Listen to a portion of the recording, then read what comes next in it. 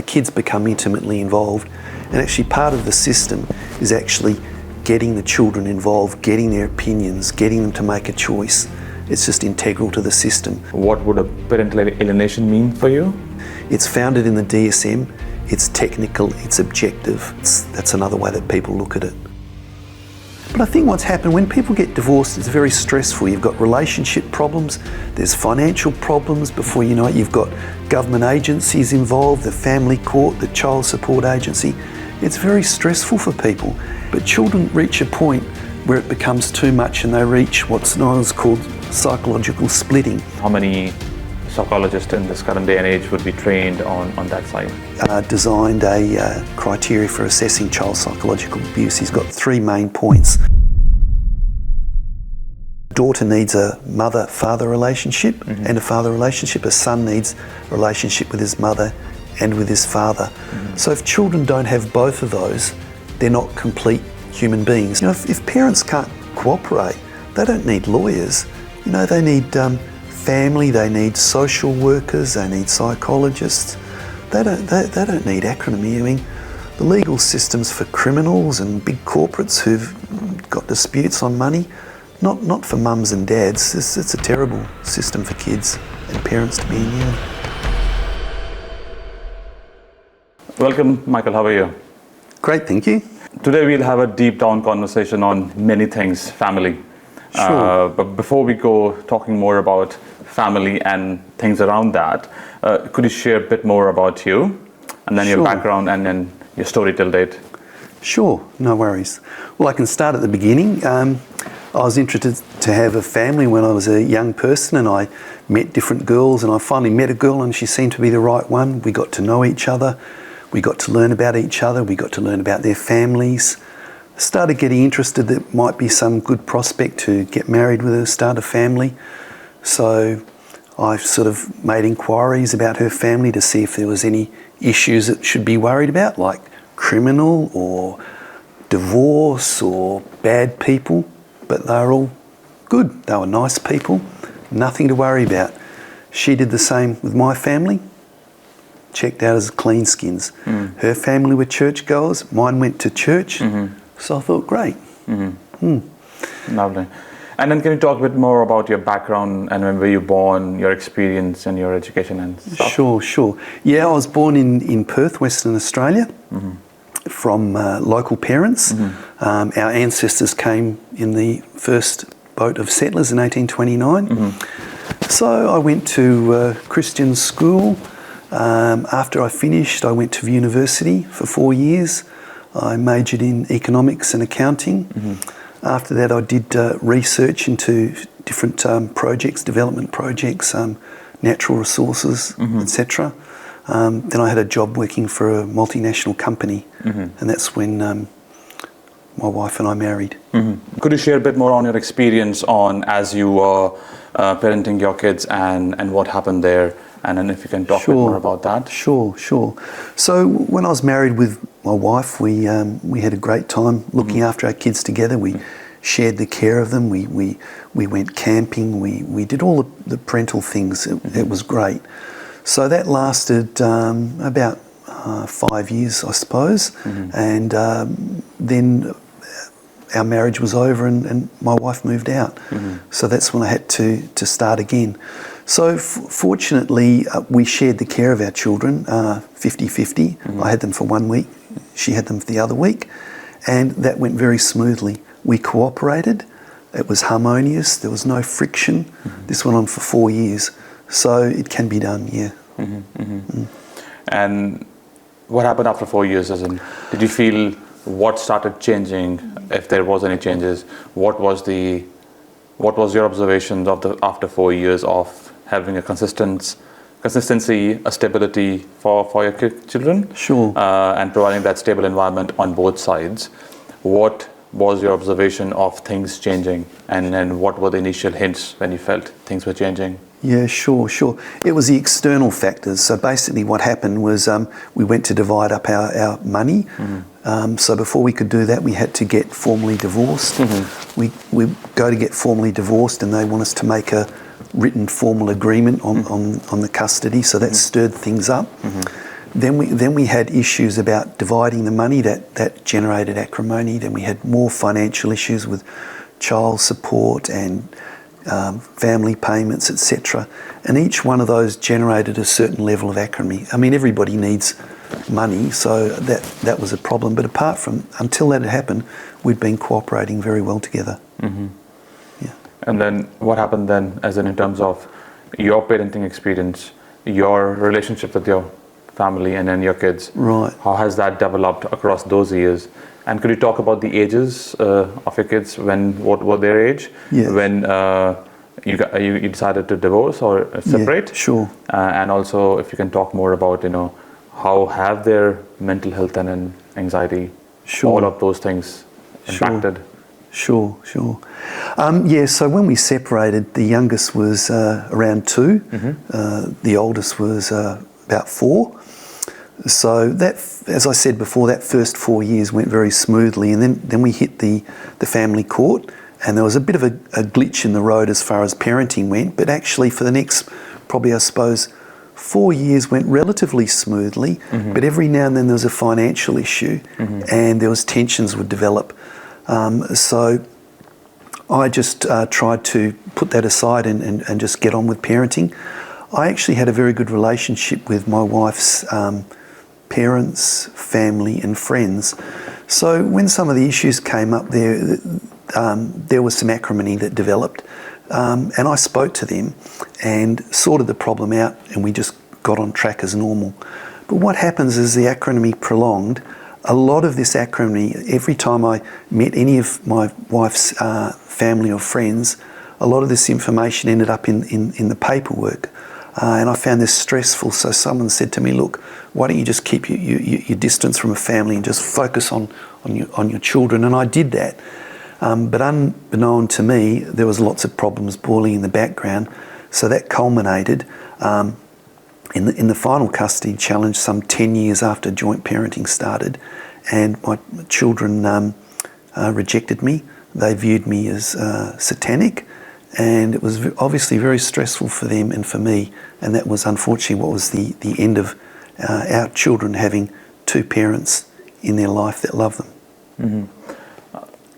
There's a long journey from being co-parenting on a shared methodology and shared parenting and equal parenting, and there's a long pathway from there to your kids feeling acrimonious against you, and Yes. you use the word satanic. So could you talk more what happened in that journey, from sharing arrangements to that with your relationship with your kids?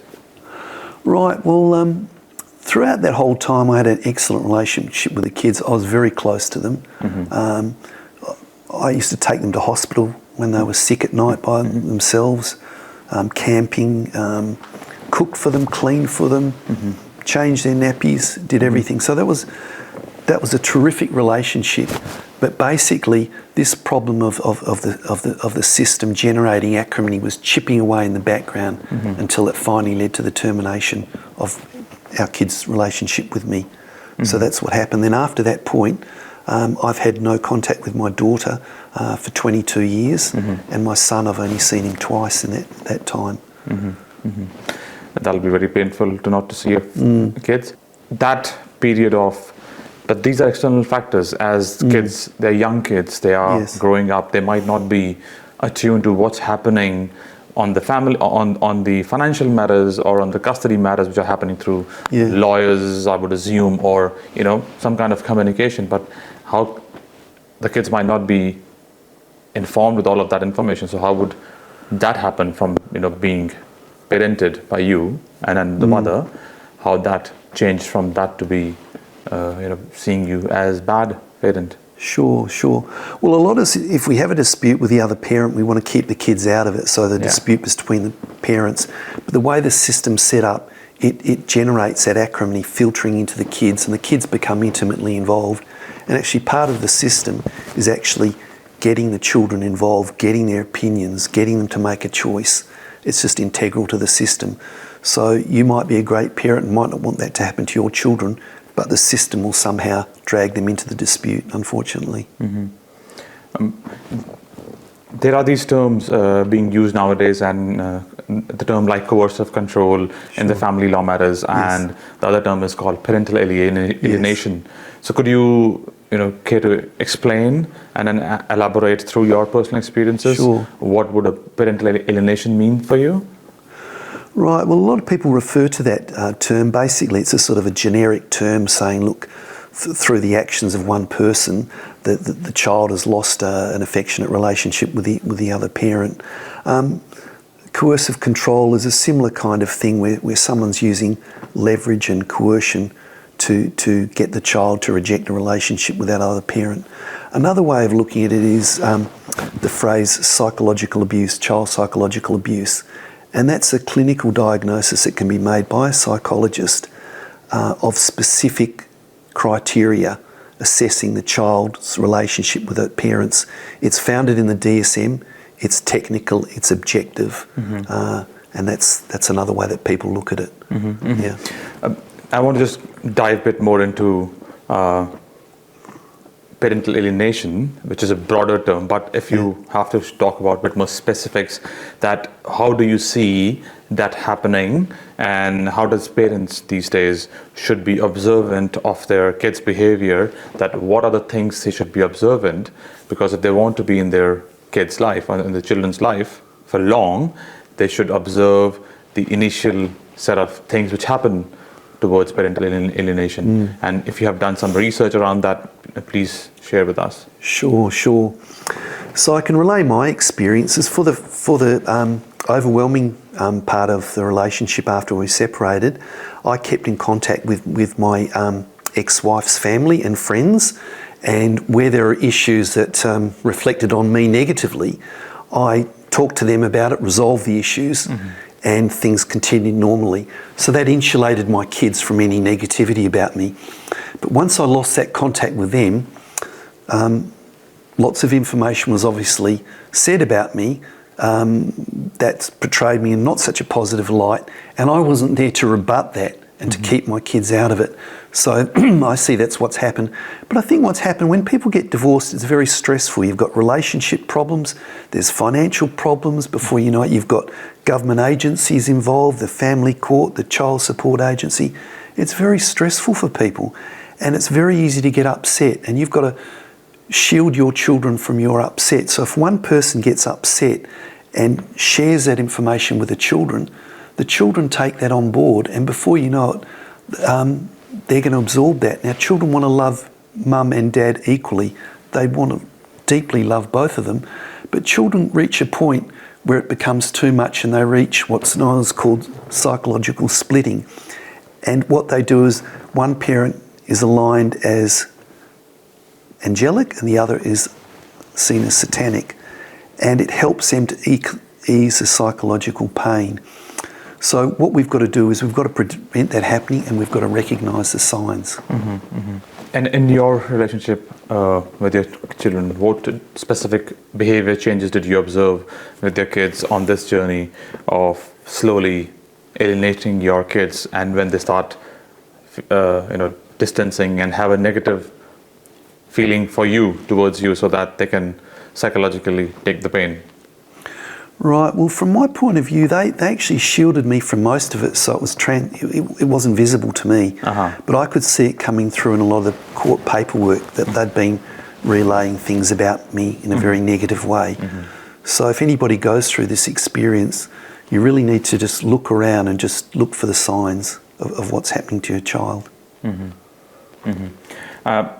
And could you talk more on, as you said, there's a technical term called psychological abuse for kids, and it is from a DSM point of view also. So could you elaborate on that concept? Sure. And how many psychologists in this current day and age would be trained on that side?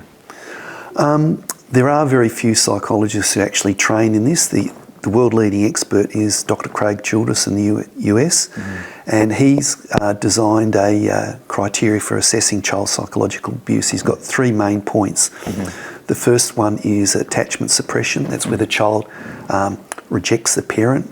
They don't want to talk to them. They perhaps call them by their first name rather than their mother or father.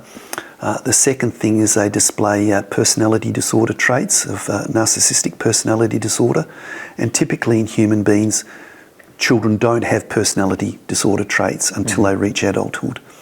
And the third one is a shared delusional belief. And that's a belief negative about the other parent, that they've taken it on board to feel sorry for the aligned parent. Now that will be typically something like they think that the rejected parent has had an affair, they've stolen the other parent's money, or they're being physically violent. So these are usually an embellishment of something that's probably happened, but really nothing to worry about. So if these three criteria are present, the child can be diagnosed as having child psychological abuse. So unfortunately, there's very little expertise for this in Australia. So at the moment, there are a number of psychologists who are aware of the problem, but they don't have a very accurate assessment method. So this is what we need. And we need people to prevent the problem happening. It's all very well to assess it, but we don't want it to happen. And the best way to do this is keep the children involved in both parents' life. If you cut the child off from one parent for any reason, the child is at severe risk. So typically what happens in our family court system, one parent's concerned about the welfare of the children. They may have a genuine concern, but it may be an exaggerated concern. So they may use the court system to stop the children seeing that parent. While the children aren't seeing that parent, the aligned parent will be sharing their fears and concerns in an embellished way to the children, and that will inflict child psychological abuse onto them. So that's what we've got to stop. So the current system is really badly set up, and it allows this situation to happen. Could you talk broader research and trends, and then there is parental alienation, and for the young kids who are being raised with one parent, when there's an opportunity to be exposed to both the parents in a healthy way, in a more child-safe way. On those circumstances, what do you see in terms of impacts on the mental health of young people? The impact is severe. There was a long-term longitudinal study done of 1 million children in Sweden. 1 million children? 1 million children. Over 9 years, and their parents, and they looked at the outcomes, and the children who aren't raised by both parents have got double the death rate, so that they die at double the rate of ordinary kids. So the impact is severe. A lot more children get involved in drugs, in crime. They later go on to be teen parents, family breakdowns. It's intergenerational. So this has got a severe impact on children. Is there more research done is there a gender research done from a gender lens, that how many girls raised with absence of one parent, or how many boys raised? Is there a difference between sexes of the kids, that how they behave differently? Not so much, but basically each child needs two parental relationships. Needs a daughter needs a mother-father relationship and a father relationship. A son needs a relationship with his mother and with his father. So if children don't have both of those, they're not complete human beings. So we're cultural people. We need to be raised in communities. Yeah. What do you think has happened in the last few decades, and in quite a few decades, that we have reached to a situation that there is more chances and more opportunities by the system? As you say, the system has been in such a fashion that there are possibilities and chances of acrimony happening between both the parents, which leads to parental alienation, and the young people don't get access to both the parents in their life. So what has happened, what do you think, in the last 30, 40, 50 years? What has changed to have that more visible in the mainstream? Well, it all started in a big way with no-fault divorce that came out in 1975. And since then, there's just been a progression of laws. A lot of them are brought in with good intent to help children and to help families, but a lot of them had a lot of bad unintended consequences. maintenance regimes where there's child maintenance, so there's adequate provision made for the children. That sounds great, but it just generates this terrible friction and acrimony with the parents. So if a parent gets to spend more time with a child, they get more money.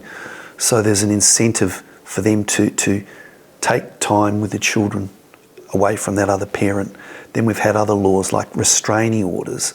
Then we've had a whole lot of laws that have been introduced in the family court. We've had more family payments for children. I mean, all this sounds great, but it just leads to this terrible acrimony that we have in our society. But somebody would argue these laws were made because of specific behavior. And for example, there are people there is strong history of this person doing family domestic violence on a recurring basis. And for those people, it's relevant to have restraining orders.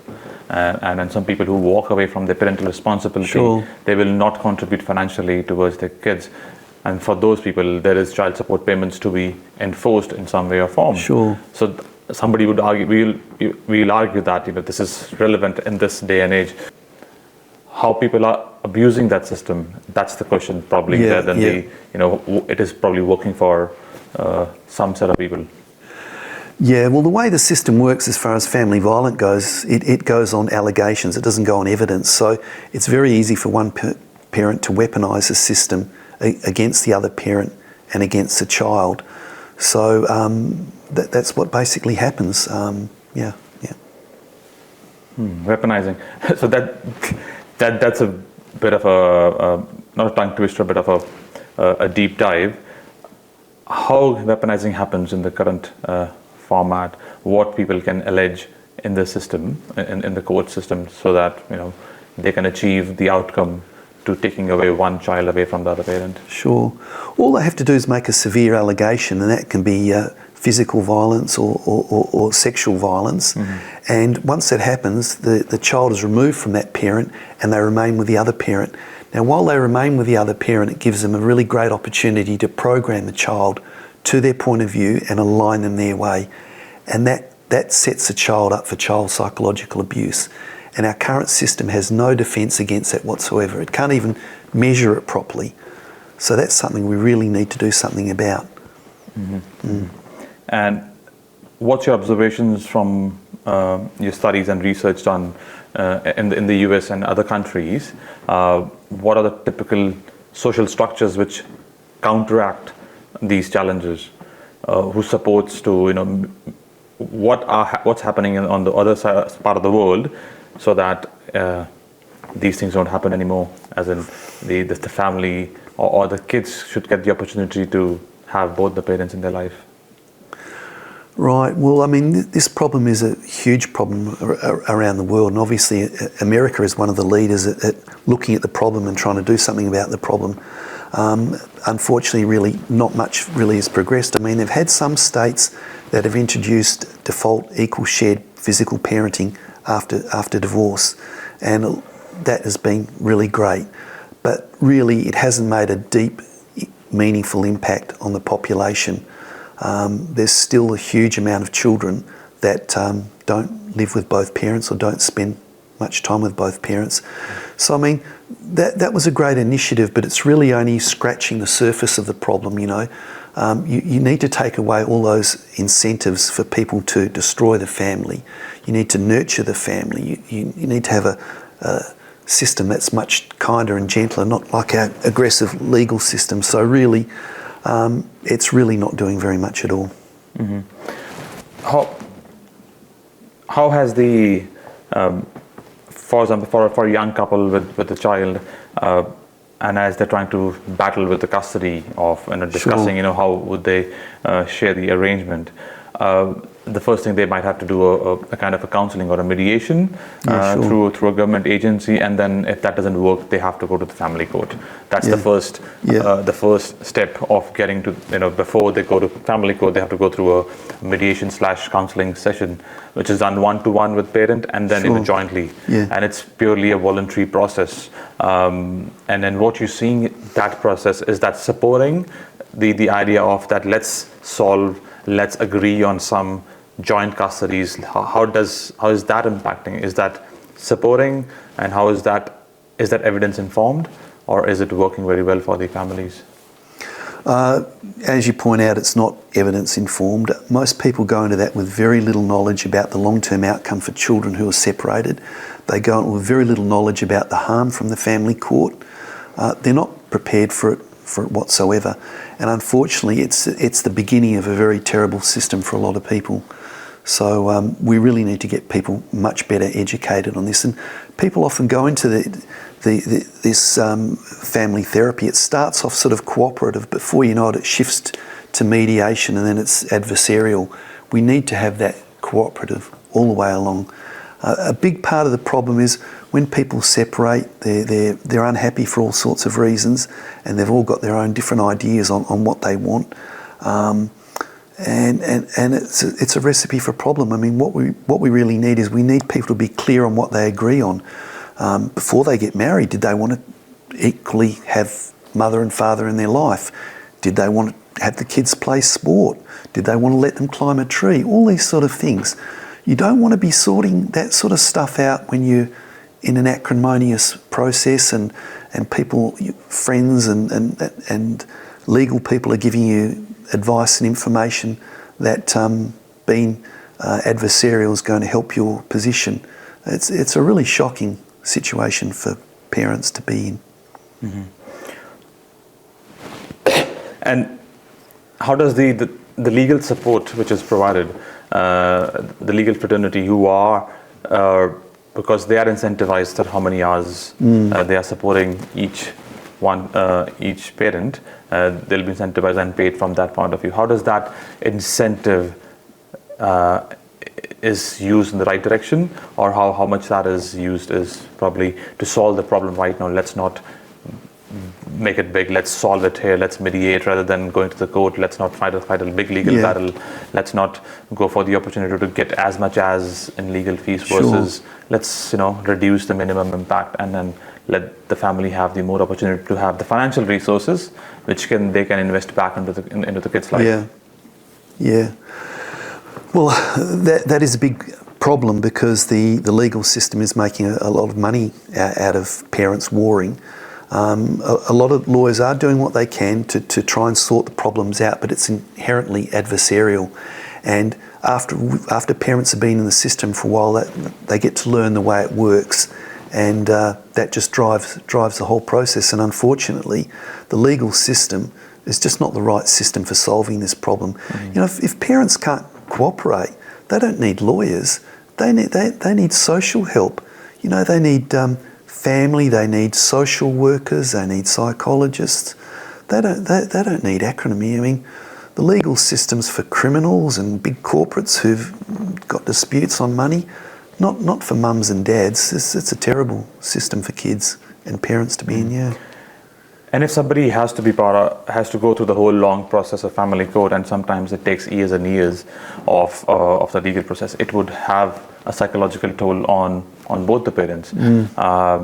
Have you seen and observed any scenarios in which it has taken a more challenging psychological toll and then somebody has done something bad?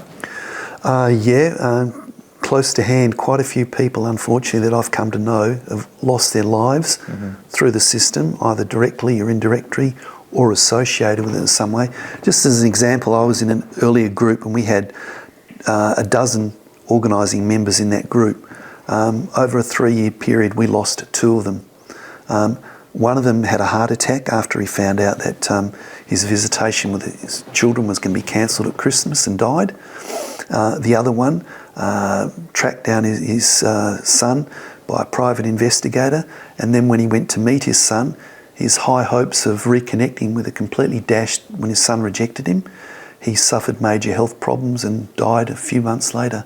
It takes a severe toll. I mean, someone else I know, the mother, his son was cut off from his children. It was all too much for him. He took his own life, and then the mother attempted to take her life. When my dad was in hospital, I met someone who knew a mother who murdered her own 2 children, then killed herself. Someone else I've come to know in advocating for all this, his entire family were wiped out through stress of family court. And I've seen great-grandparents and grandparents extremely traumatised by this. not being able to see their grandchildren losing their lives. So the impact on this is enormous. I mean, parents who don't see their children after separation have got 4 times the risk of heart attack and 5 times the risk of suicide. So it takes an enormous toll on children and parents. Do you think any countries have tried to solve this problem? What are the apparent solutions or easier quick fixes for this long-term problem at all levels, whether it's state government, federal government, or the legal system? So what do you think are the broad and social structures as well? What do you think are the comprehensive solutions which one could think about to come to supporting the idea of that all kids should get the opportunity to have a meaningful relationship with both the set of parents in the most safest manner? Sure. Well, the government's had a number of inquiries on this trying to fix up the problem, but most of them are focused on the parents' concerns and concerns by lawyers. I mean, sections of an act, making the procedures better, etc. But no one's really looked at the damage on children and the damage on society in terms of lives lost of the children, of the parents, children whose lives have run off the rails and have got involved in drugs, etc. We really need to look at all of that before we can say, hey, look, we've got to do something. Because at the moment, every time there's another government inquiry by this, it just doesn't tackle the issue deeply at all. It looks at a very superficial level and looks at legal concerns and sections of an act. We're talking about people here. People losing their lives, kids losing their lives, emotionally traumatised for the rest of their life. This is what we need to fix, and so far none of the Western governments have really tackled this problem seriously. The only one is that some of the Scandinavian countries have much stronger presumption of joint physical custody after parents separate. And that's the best so far. But otherwise, the traditional societies have the situation under a lot better control than Western societies. The concluding question for you is, for younger parents at this stage who are either doing mediation or in the court system trying to fight the battle of custody for their kids, and both the parents think that whatever they're doing is the best interest of the child or the kids or the children. So what do you think on this journey, of this long, hard journey, what mindset should the parents have, on the mother and the father, so that what comes out in the end should be more positive for the young kids? Sure. Well, a lot of people go into this and they're thinking they're trying to do the best for their kids, but sadly a lot of them are really trying to do the best for themselves. What they need to do is educate themselves about the long-term outcomes for children and look at that and say, look, our kids are going to be better off if they spend lots of time with both parents, both uncles, both aunts, both grandparents, etc. Forget about them thinking that they're the better parent. Just put that aside. That's what they need to do. Thank you. Thanks a lot, Michael. Thanks very much, Dev.